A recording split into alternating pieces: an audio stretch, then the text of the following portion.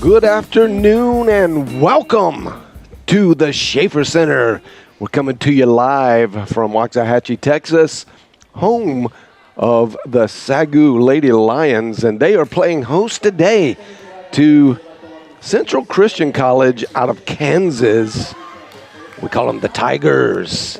My name is John Cookman. I'm your play-by-play commentary, and alongside me sits Devin Webb with the expert analysis. How you doing, Devin? Doing well, John. Thanks for introducing me today. After some great games last night, I'm ready for another great one for the Lady Lions today. We've seen some really great volleyball these last couple days. Yeah, we have, and Coach Moore is anxious to tell us a little bit about this matchup. Jazra Williams is down on the floor with Coach Hank. Jazra, what does the coach have to say? Thanks, John. Coach, tell us about your Lions' performance last night in the doubleheader. Oh, our kids played real well last night. We were very pleased that they were able to step up. University of St. Thomas was everything we thought they would be, and our girls really responded well and had a great match. What is your focus in this game to finish off the weekend strong? What we're going to do today, we're going to serve receive. We're going to play awfully fast. We're going to try a couple things speed-wise that we haven't been able to do against maybe a different opponent, but against this one, I think we're going to try to be able to speed some things up. Thanks, Coach, and good luck. Back to you, John. Thanks, Jazz and Coach Hank. That's interesting. I think you see, there's no mystery here. Definitely, you never want to go into a matchup overlooking anyone because, anything can happen, right? But the numbers don't lie, and this would seem to be positioning SAGU, the Lady Lions, in a way that you would say it's easy win, right? And if they play like they normally play, then it will be. But I think that's going to be interesting to see how he exercises some of a little more down the line on the bench, right? And it's going to be good to see maybe some new faces on the court. Yeah, and we've talked about the challenge with playing a team that maybe you think that you could automatically beat. You have to make sure that you're mentally ready to play because you could easily play down to a different level. So the Lady Lions will have to focus on that today. All right, we're going to go down courtside right now for the pregame festivities, the opening prayer, the national anthem, and the starting lineups. You're watching the SAGU Sports Network.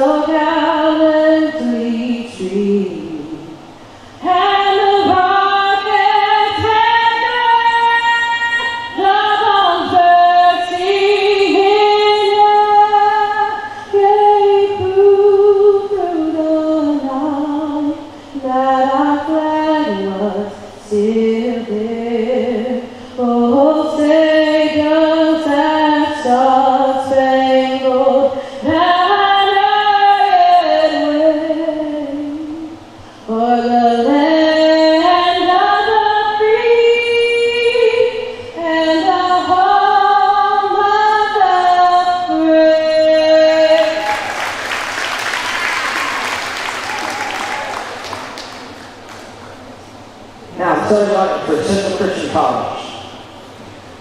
Number 1, Mackenzie Cook. Number 4, Ariana Roche. Number 14, Lake Harper.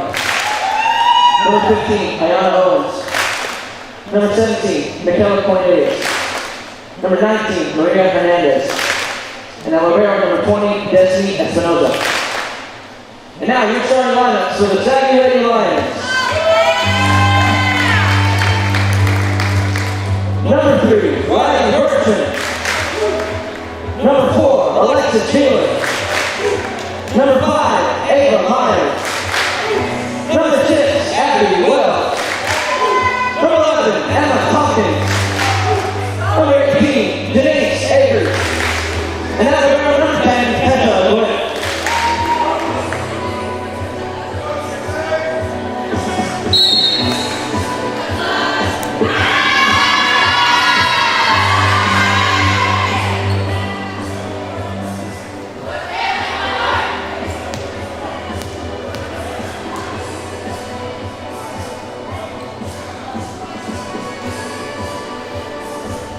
All right, and there you have it, the starting lineups for both teams.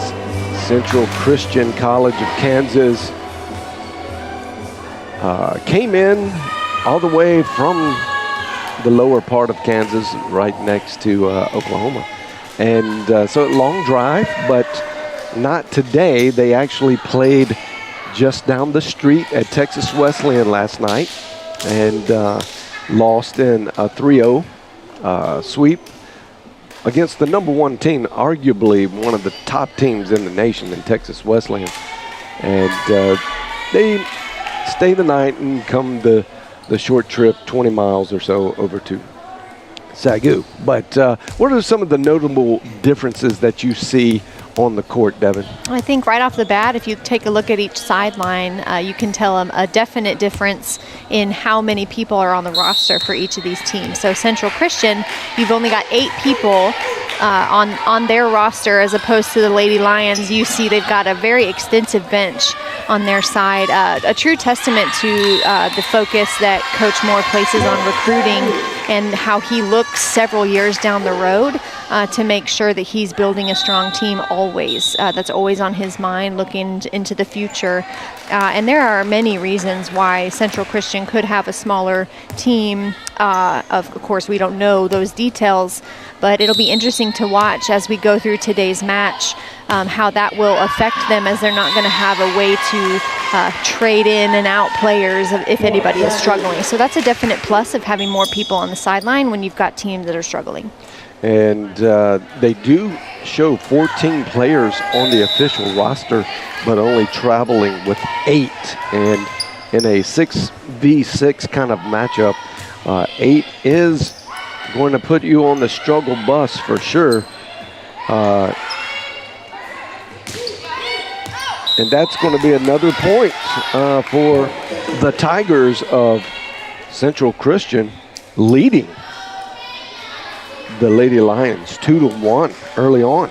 And as we mentioned at the start of the match, it is really difficult for a team like SAGU, after playing especially such a high caliber team last night, the temptation to kind of relax and maybe take it a little easy against a team like Central Christian today. That temptation is very real, and that's when we'll start seeing unforced errors.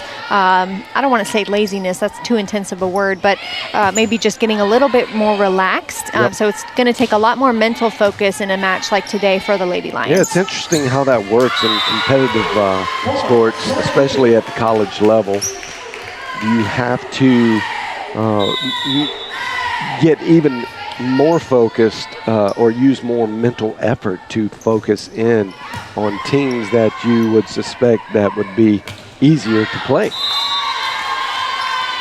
That's hit long by number 17, Michaela Cornelius.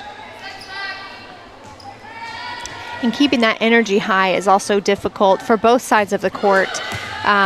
In maybe a team that's not as equally matched, because on one side, if you're not able to recover, get up a strong defensive play to set up offense, it's hard to keep that mental attitude and excitement and energy on your side of the court. I do like, though, seeing Central Christian come to the middle after every single point regardless. That's a great way to stay together as a team and stay unified. So we can watch for if that's something they continue. But for the Lady Lions, they'll get a lot of opportunities. It's likely to run some different plays today, try some new things that we've been talking about maybe they're doing in practice and wanting to implement in a game setting. So we'll probably see some of that for them today as well. There is an obvious height difference, especially on the front lines. It's going to be tough to defend the likes of Alexis Mealer and Emma Tompkins with their length and their ability to rise up just like that. There's just not the ability to provide a blocking wall that you're going to need to stop either of those players. So it's going to be interesting to see how Coach Hughes will adjust his defensive set to take on some of the height that SAGU has. Now you see on the slide play, that is Jancy Akers, which we've seen that connection a lot. Jancy in the slide this year, and she has been very successful. Well, and that previous play right before that last serve, there was a touch there on that block. Looked like most of it was from 19 Maria Hernandez. So that's encouraging to get up and get at least a touch on the block. That gives you a lot more to work with as far as defense goes.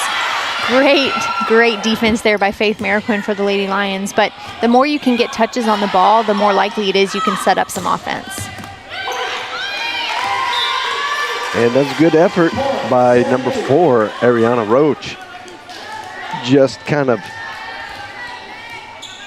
hit a little bit too wide. Oh, that's just a miss. Maybe even would have floated out. I think that was in her mind. Number 14, Lakin Harcum. She was, do I pull back or do I hit it?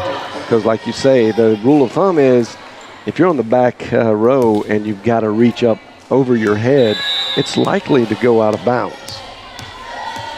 And that can get a little bit tricky trying to read if it's a top spin serve because those drop so quickly. So that's a benefit of serving that way for the serving team. But generally, and of course when you're on the court too, you can get a much better feel for your depth perception and where you are on the floor. But I mean, from years of playing, that is almost a surefire way to know if you should go for the ball or not. Oh, almost. They kept it alive, and Ariana Roach had to just make a outstanding try. It didn't make it to the net, but good defense there to keep the ball alive by the Tigers.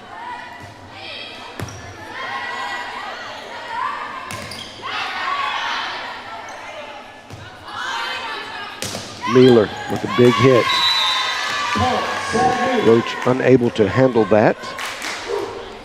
And just like that, the Lions now have increased their lead to 7 with Riley Bertram back serving. It looks like the Tigers, while they're not hitting it hard, they're trying to find some of the open spots. They're going for them. It's just their roll shots have so much hang time on them that the Lady Lions are able to defensively get there. And when you, to that point, when you have so much height on a roll shot, it really turns into a free ball rather than something that you really have to recover defensively, giving the Lady Lions a lot more opportunity to spread it across the front of the net. Jancy Akers over the middle with yet, I believe, her 3rd kill of the game. Bertram back to serve.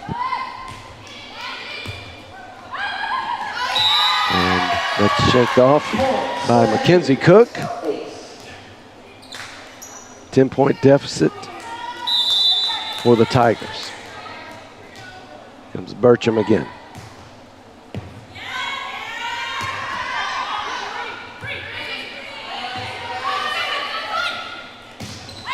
Oh, wild hit by Jancy Akers. And slide play that's been working so good. Did not convert that time. You could see there on that replay, her shoulders were facing a little too far outside. On that slide play, you have to stay really focused on getting your shoulders lined up inside the court. That's a big directional drive for where the ball's going to go, especially when your momentum is moving outside of the court. When you're running to make that slide play, you have to make sure that your shoulders are lined up properly, because your arm is already going to be swinging across where your momentum is going. So you've got to be really structured there. That's an ace by Tessa Glick. No, I'm sorry, Maddie Pettin.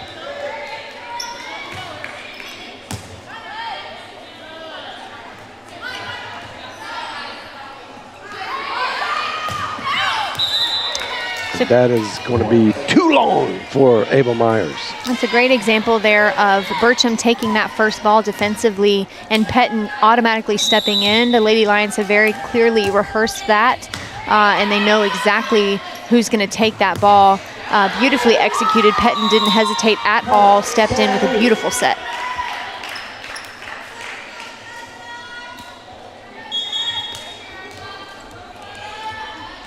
Now you have Abby Wells, Abel Myers, and Emma Tompkins on the front line, with Tessa Glick serving, Pettin and Burcham playing the back row. Ooh, just barely out. Looked like a good hit, and did not quite catch the line. Glick back to serve.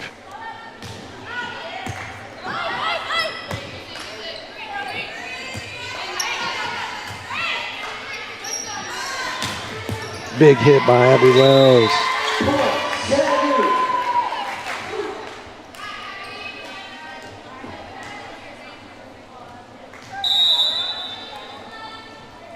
Tessa Glick again with the serve. Received well. Oh, a little tricky stuff from the setter. Oh, good dig, but no communication on who was going to grab that. It looked like NAIA Owens, that was her responsibility, and Harcum pulled out to try to line herself up for the kill. Oh, good hit by Mackenzie Cook. And it all starts with a pass, beautiful pass by libero Destiny Espinoza there, setting it up perfectly. And that's great confirmation that it really does all start with a pass.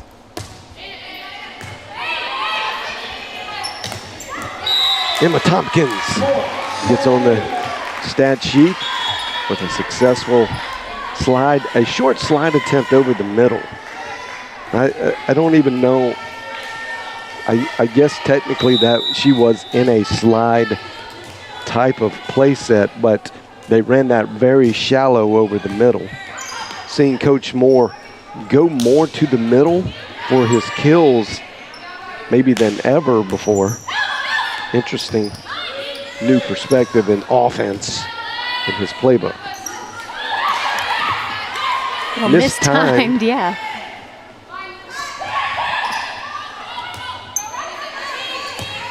Good hit, free ball over.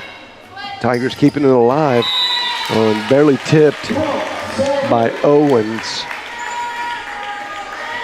Just to take enough speed off. And I think if Owens wouldn't have hit that, the libero would have gotten to it easily. But you don't know that, so you gotta do your job. Big hit. Oh, almost. As awkward as that was, still good reflexes to get that going. Fighting until they hear the whistle. Here comes Miracle. Great pass. And that's on the line. They're finding the open spots. Now they're in. I think as a goal, you want to say, hey, let's get to double digits against a top team like the Lady Lions. That might be a first kind of short-term goal to do. Just came up just barely short on that. That's the first game that was set point. And now there'll be a brief 3-minute break for these young ladies to get a little water and rest. And I see Coach Moore over there in his clipboard. What do you think he's thinking right now? I bet he's going to maybe switch up, maybe not the entire lineup, of course, but I think this is a great opportunity. We talked a little bit about this last night. You can play as much as you want as a team together in practice, but there's something different that happens when you're in a game setting and you're able to work out new players, working in some new positions to get their comfort level higher on the floor. So a game like today for the Lady Lions would be a great opportunity to do some of that, give their starters a bit of a break from some intense play last night, and giving the extensive amount of players he's got on the sideline an opportunity to get some playing time. And each time they do that, those players that don't see the floor as much get their confidence built up, and that way they're more and more ready when their time comes to have a more consistent role on the court. So we'll probably see some of that here in set number 2 today. And I think for Central Christian, they honestly didn't make a whole lot of unforced errors. I mean, they had a lot of balls hit the floor because the Lady Lions are just putting the ball away. But as far as errors, not a whole lot. So I would imagine for a team like this, maybe rebuilding, the opportunity is just like you said, to get to double digits, use it as a learning opportunity to play against a really good team. Yeah. Have you ever seen, at least historically, looking at the way Coach Moore approaches these games, a absolute line change where a brand new 6 comes out in place of the starting 6? No, I haven't, not that I can remember. And I would think rather than do that, what I have seen work better is just try and build the confidence of one at a time, because you want to be able to still have some unity with who's used to playing together in a game-like setting. And that's really the best way to ingrain those newer players when they're playing with a more senior team, a more seasoned team. So I think a complete lineup change would be a bit out of left field, I would think. Yeah, and that's why I could never be a coach, because I'm a bit of a mad scientist. I blame my ADD or whatever, but I would be too tempted to just go crazy, go hog wild on changing up the lineups just to see, what I got. And I'm sure I would always put the team in great jeopardy with goofy moves like that. And it's not to say that Coach Moore couldn't do that. Oh, no, I absolutely, because I've watched them practice, and a lot of times you'll see a little bit of the starting 6 against the next 6. Right. And the next 6 performs at such a high level. Mm-hmm.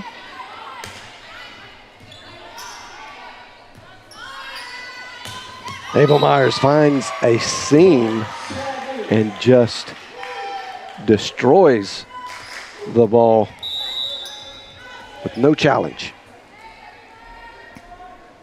Glick. Oh, that's an ace. And we talked a lot last night, too, about the importance of communication, and you see that there.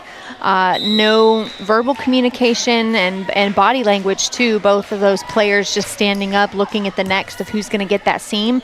That's why talking about that before the ball is ever in play is so crucial. Oh, I really like that idea by Ariana Roach, trying to go down the net, the line of the net, and no one was over there. So if she could have rolled that just a little more, it would have been perfection.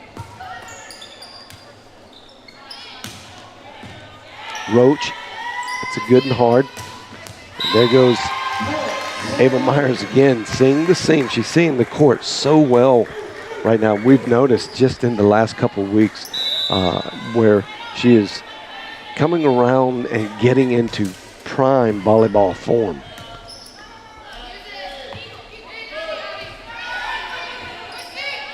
Myers again. Just feed the hot hand.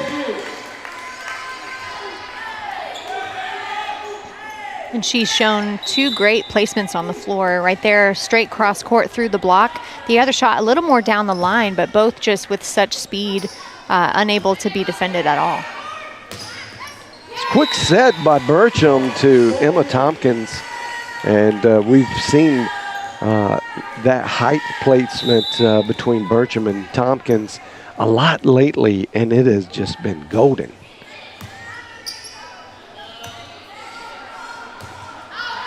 Yep, a little too hard by Roach. Sells out long. SAGU up 7-0. Yeah, if you're going to do a roll shot from anywhere in front of the 10-foot line, you have to be really cognizant of how hard you're going to hit that without topspin. You get a little more likely to keep the ball in play when you're doing that from the back line, but obviously you just have such a shorter amount of distance to work with when you're closer up to the net. We saw Abby Wells there hitting from a middle position. Don't see that much. So, again, the playbook ever evolving for Coach Moore. Semi-slide play there.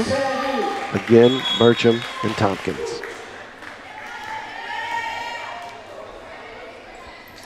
If you remember in set one, the Lady Lions had, I remember one, maybe two service errors, and I obviously didn't know that that was about to happen. Commentator's curse. Oh gosh, yeah. Luckily I hadn't said it first, so it wasn't technically my fault. But you thought it. In set number one, we did see those errors. And another one there, no communication on the Lady Lions side. So I was going to reference the point differential here being a lot larger and wider for the Lady Lions, but we've seen a couple unforced errors early on here in set number two.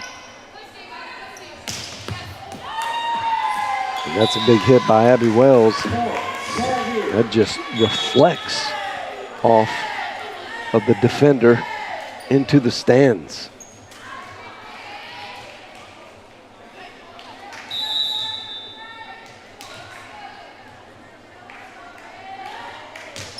I believe that would have dropped in too. That was tricky, very tricky. And good point by the Tigers. You could see that serve by Mariquin a little higher in the air with that drop, as you mentioned, right at the last minute. And so that's why even with the rule of thumb that we talk about being deeper in the floor, having to take the ball with your hands, you have to make every call as a judgment call in the moment, because there are so many different ways the ball can have spin or a certain speed that can change at the last minute, a curveball, so to speak. So you always have to be aware of what the ball is doing, and you can't obviously always let it go because there are those exceptions to the rule.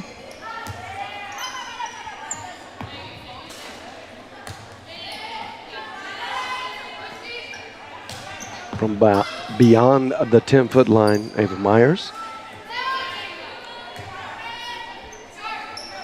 Going across court, Mealer hits a rocket.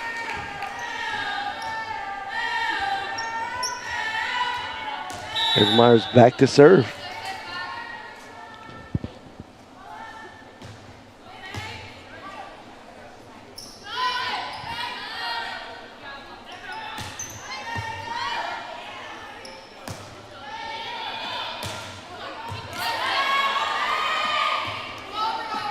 Great hustle there by Burcham. Yeah, and the teammates just trusted she could get there.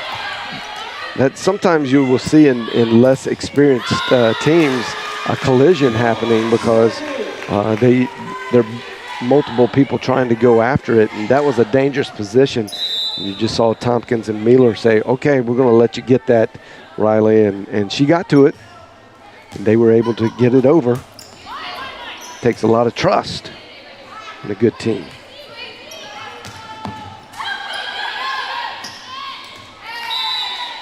Tough spot where it came down, and that was a good defensive dig there. Yeah, great dig for a joust opportunity at the net, and that angle is so difficult for that middle hitter to turn around and somehow figure out how to get their body lined up for that. So that's a really tricky play to make. Yeah, and I'm sure at most of that angle that you thought it was actually going over anyway. Mm-hmm. Right.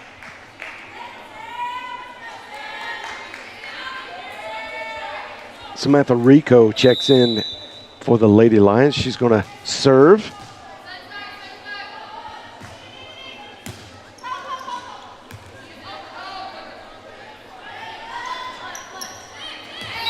The long arms of Emma Tompkins come in handy there. A little bit of a misset or maybe miscommunication as to where that was going to be. Bertram goes quite a bit higher than that normal one position at the net. Yeah, and Owens was perfectly placed there in the middle of the floor to block that, but because of that hang time from Tompkins, that ball came over as Owens was already moving down back to the floor. So it hit her hand right as she was starting that downward motion back to the floor and tipped just enough to make it hard to recover for the other defenders. Now we're seeing some new faces on the floor for the Lions. Ashlyn Hill has checked in. She's a 6'2" freshman from Corpus Christi, Texas, playing the left side as an outside hitter.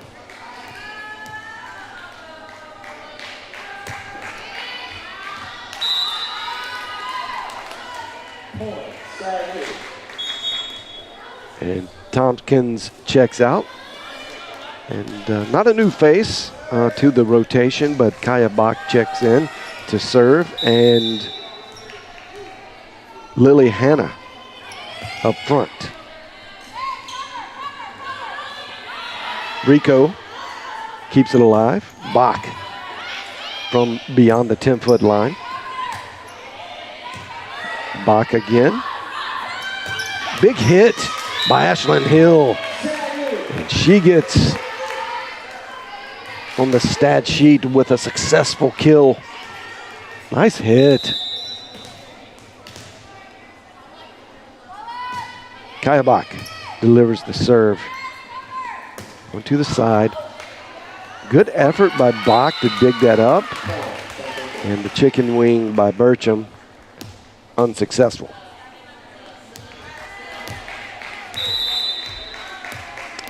Here come the Tigers.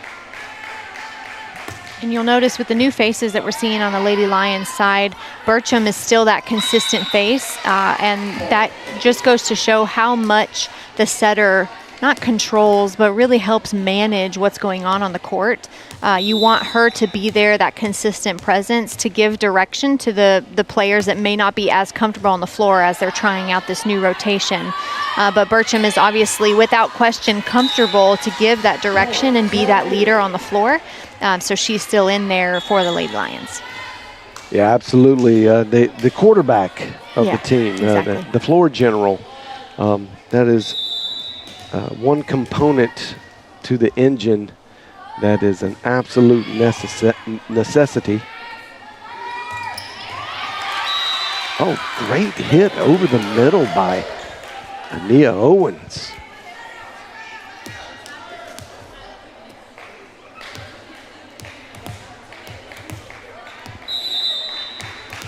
Taylor Gerardo to serve for the Tigers. Oh, Ashlyn Hill gets a big-time kill. That registers as a kill for her, right? Yeah, because there's no second contact. Okay. That's right.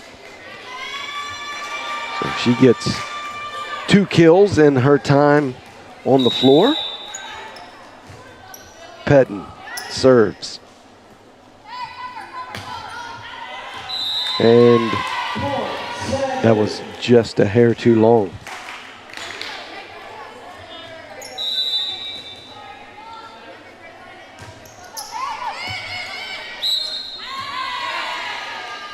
That's a double contact call.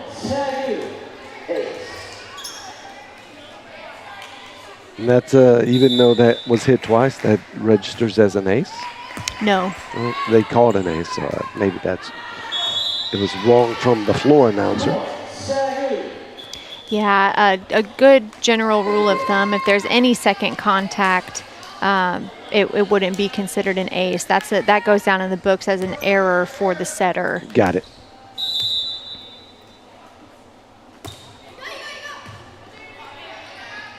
Maria Hernandez with the service detail for the Tigers, and that was successful. Lady Lions failed to get it back over, and Hernandez back again. Gets it in. Lily Hanna gets it over. For a roll shot. A good defensive stand by Pettin. Cook again just gets it over. Didn't look like Myers thought that that was coming to her, because she kind of locked in on the floor and Bertram went to her. And that was a no-go. So the Tigers into their double digits now, making improvements from the first set.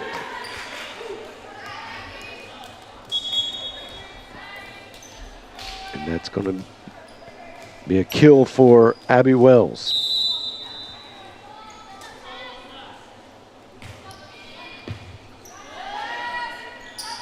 Going over the middle. That's a lift. No, actually in the net. Call against SAGU. The point Tigers. Watch that there, just ever so slightly. Emma Tompkins, looks like her forearm hit the net in that block attempt. Oh, great block by Lakin Harcum.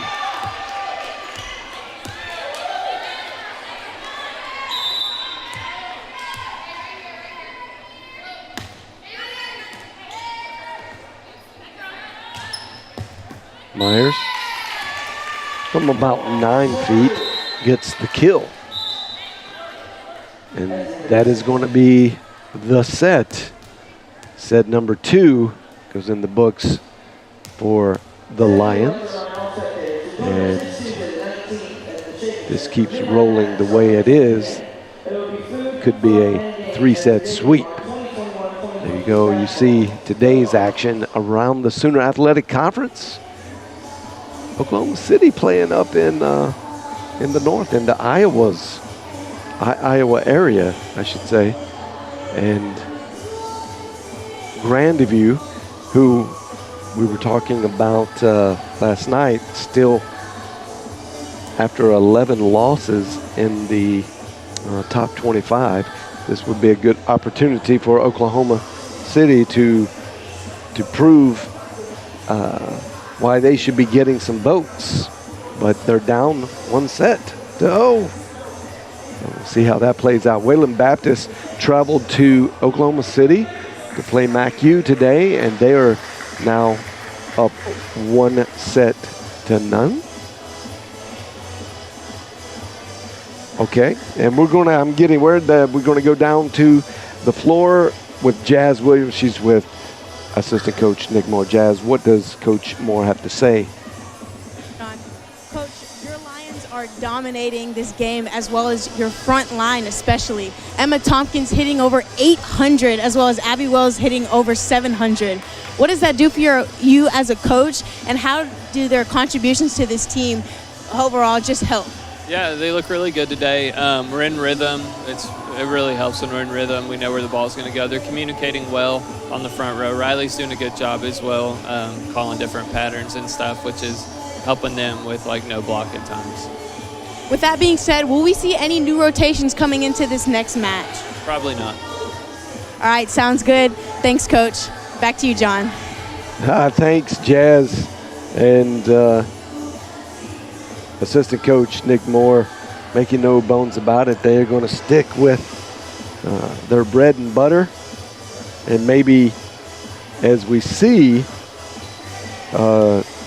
this set go on, maybe see some new faces, but no massive change to the lineup itself, especially as it starts. Texas Wesleyan now final against Langston, and they played a quick win over there in Fort Worth to Langston. And Langston came in and played the Lady Lions last night in the first part of the doubleheader. And the Lions had a clean sweep in that one as well. Both teams getting ready to come out. The buzzer is sounded, and referee number 2 is just checking to make sure the rotations are correct. And I still don't understand. I just can't seem to wrap my brain around why you put 6 people on a court and then you sub out before play has even started. Well, was that did they do a formal substitution or just libero? No, I don't even think it was the libero. It just looked like a new person came on. Oh, I missed that. Yeah, I mean, obviously the libero has to do that. You've got to have a non-libero in that starting lineup. But so you can't have a libero in the starting lineup? Right. What kind of rule is that, Devin? I Well, mean, what makes sense of that? Listen, I don't make the rules. I mean, it's just another player, right? But they're kind of like the ghost. They can come and go at any point. Okay. The sneakiness of volleyball.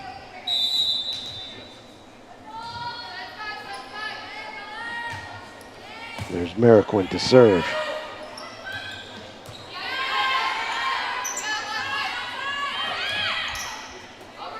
Myers just had to punch it over his free ball, but the Tigers gave it right back. Again, gives it right back to the Lady Lions. That's going to be beyond the 10-foot line for Mueller. Now here comes the play. Good system play by the Tigers. Well hit by Harcum. Now they have to just get it over, but got it deep. Myers finds the open spot in the back middle right side.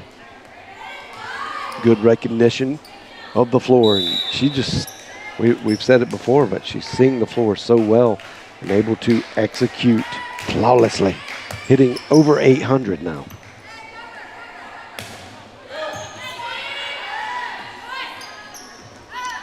Oh, wow.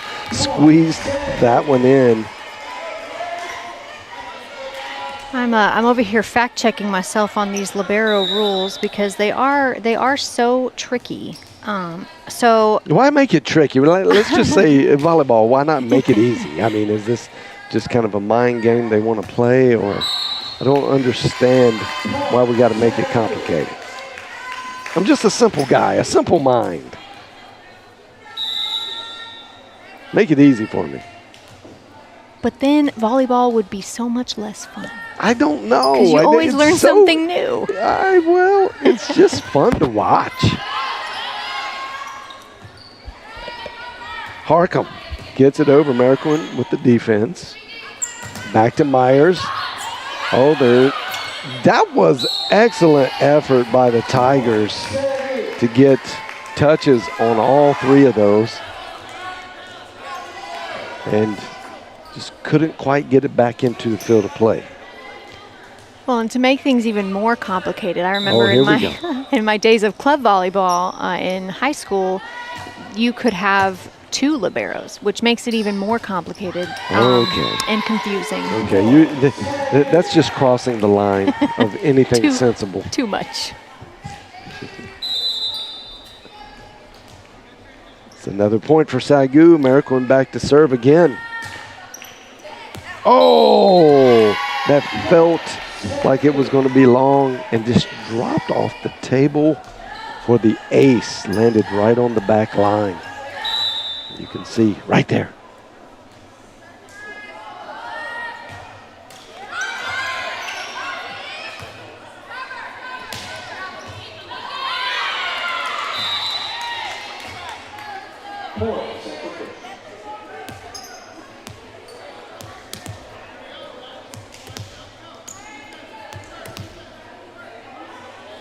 Just a little bit of a rotation change, and the floor captain and Riley Burcham is checking with the R1 on just a minor detail.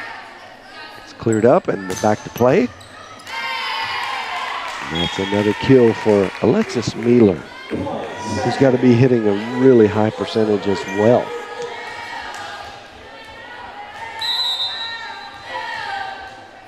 Here comes Abel Myers with the serve. Harcum puts it into probably the tallest wall that the Lady Lions have to offer defensively on the net. And Emma Tompkins and Alexis Mueller, both 6 foot and over.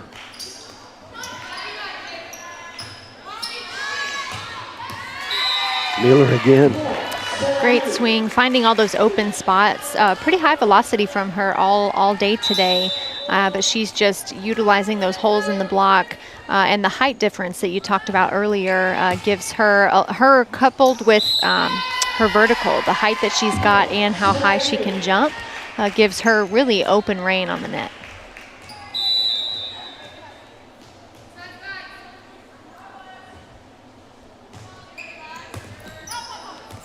Good defense.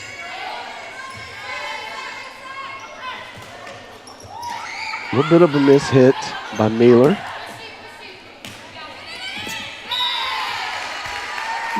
So even though that was well defended and put back over after the Mueller first kill attempt, that's not a negative to the hitting percentage, is it? No, that just goes in as a kill attempt, Yep. KA in the stat book. Oh, well placed by the Tigers. And now Mueller's just padding the stats. Hitting, I believe, 1,000.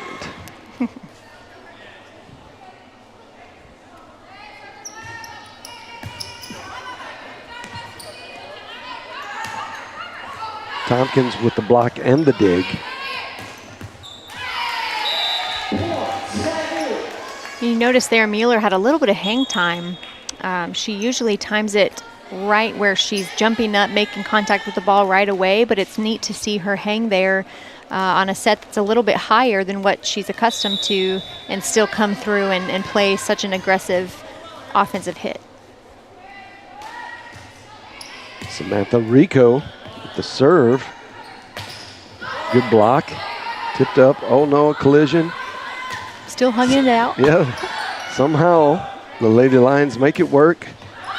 There's the really tall blocking tandem, Watkins, Tompkins, and Mueller.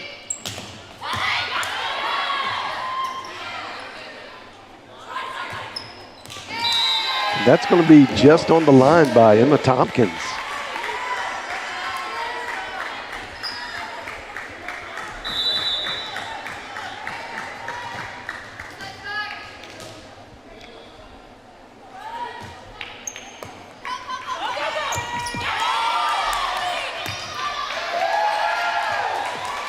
Great way to never give up on that ball. Yeah, great defense.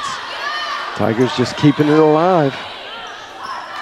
So they can get in system. Oh, yeah, still. That's a double contact. I almost want to make a rule that says, hey, when you're just trying to push it over, come on, really? Double contact? Got to keep it clean. I don't know, man. That just goes over. It wasn't really a set. I get it when it stays on the other side. I'm ready to rewrite the rule book for volleyball. I was going to say, I'll make sure they call you next time they make that revision. Hey, look, that you've come up with worse ideas. That's true, I have.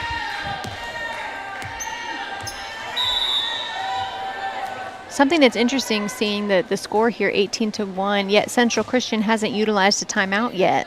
So you wonder, is that a strategy to try and see if the team can come together and really pull it out for themselves? Just an interesting thing to note here as we near the end of set number 3. Yeah, well, sometimes you don't have a literal white flag, so the best you can do is just play it out and not try to hold it up any longer than it needs to be. Let the team just get the exercise and run through the paces.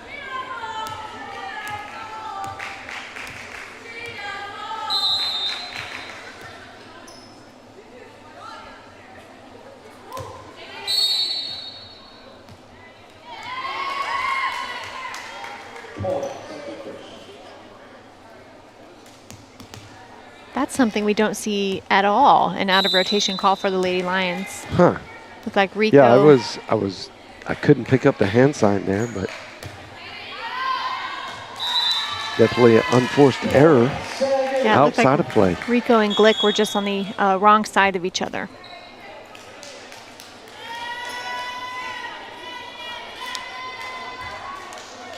And another new face coming in for the Lady Lions. Val Salas.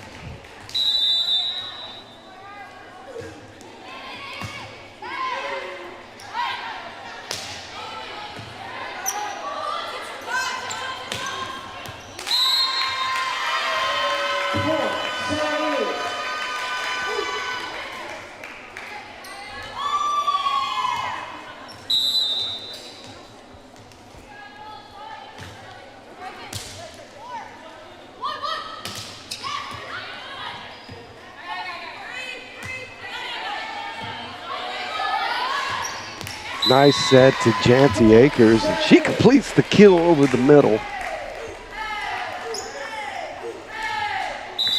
And it's encouraging to see, even with the lead that the Lady Lions have, they have not stopped with their floor communication. You can still hear it throughout every single play. Strong communication from start to finish. Great practice to always just, no matter what, you're not looking, the scoreboard doesn't dictate how you play. Right. And that is a great sign of great teams.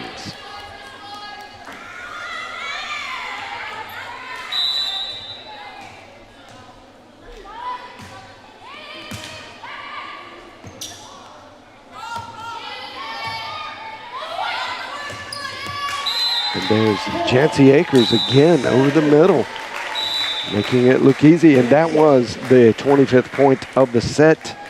And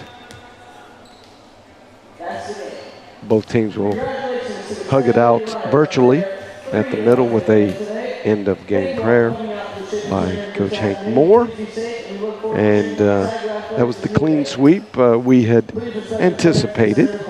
And unfortunate, you know, in the time as a growing and budding team in such a strong conference like the Sooner Athletic Conference, it's tough to compete, but nonetheless, they show up and they compete, and that's got to be fun for the young ladies no matter what.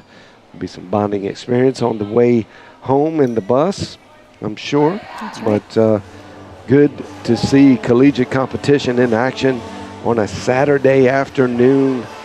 It just doesn't get much better than that, especially when you get the win. And being told that we're going to go down to the court side here in just a second with Jazra. She is corralling one of the players. And looks like it's going to be Emma Tompkins.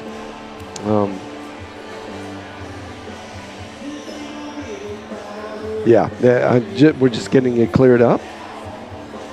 And all right, we're going to go down now with Jazz Williams and Emma Tompkins. What does Emma have to say, Jazz? Thanks, John. Emma, you had an amazing game today. 3 wins under the belt as a team, but you played spectacular. You had 10 kills, as well as hitting over 800% at one point, ending the game over 600. How do you feel about your performance today? I think I did really well. I think just we've been doing really well as a team, being consistent and playing clean. And I think we did that, and that's definitely a part of what helped me in my success. So, your next game is going to be on the road, rematch against MacU. How are you going into that game? What's your mindset as well as your team? Yeah, we just got to stay focused on, I think probably serve receive is like the biggest thing, and just staying, like I said, consistent and playing fast. Thank you so much, Emma, and congratulations on your win today as well as your amazing performance. Back to you, John. Thanks, Jazz. Thank you, Emma Tompkins, one of the fine players for Coach Hank Moore's Lady Lions, doing a great work today with 10 kills, hitting 667, and I might even challenge that because I just didn't see many errors, if any at all, from Tompkins. 7 digs, 3 blocks. What a great day of volleyball for Miss Tompkins. And the rest of the crew played fantastic as well. I mean, very little errors. I think I only saw 2 service errors in the 3 games. And at least that's what I marked down. Could have been maybe one more that I missed, but that is really great work, really. If you can just average 1 service error per game, then you've done something. I mean, that's just better than average. Yeah, and it goes back to doing the little things right. When you can take what's within your control, i.e. serve, receive, getting your feet set when you're passing the ball, making sure that you're kicking all the way out to make a full approach, and just doing everything within your control to play error-free, clean volleyball. That makes all the difference. You always, I mean, of course, this is always the goal, right, is to leave the errors up to the other team and to force them to make mistakes that are within their control. When you're neck and neck, those are really the differentiators that you kind of rely on at certain points of the match. But in a scenario like this one for the Lady Lions, it's still just as important when they want to be able to give other players on their team the opportunity to get comfortable on the floor, get some playing time that they wouldn't otherwise get, as well as running some different play calls that we saw a lot of today, things that aren't typically seen in a Lady Lions lineup. So just doing with what is in your control builds a stronger team for the next time they have an opponent that's really going to give them a run for their money. Right, and that's what you want. You want to always be having the nose of the plane going up. Right. And until you, and definitely even when you get to the conference tournament and hopefully a national tournament, you're going to be peaking at the highest altitude that you can. And that's the way it's looking for the Lady Lions. They're just getting better and better. You see there on the screen a live look in to the MACU game. Very, very important game concerning as we're coming down to the wire here in the Sooner Athletic Conference. MACU is performing very well, but Wayland Baptist is tied for number 1 in the Sooner Athletic Conference, and they are down 2-0 in Oklahoma City right now, and MACU looks like they're still playing very strong. So if MACU comes up with a win, it'll still tie with SAGU in 4th place, but it will put Wayland out of the number 1 spot and give Texas Wesleyan sole possession of the number 1 spot, and then Wayland moves to number 2, and MACU and SAGU will be tied for, I believe, the 4th spot, and maybe 3rd. It's going to be an interesting run down to the wire for these teams, because really only a game to a game and a half separating any of them from the top spot. Mm-hmm. All right, so next Saturday, be sure to tune in if you can't be here live at Lumpkin Stadium. Lyon College comes to Waxahachie and will face the SAGU Lions. And that's going to be a really fun watch. These two teams have been playing against each other now for about 6 years.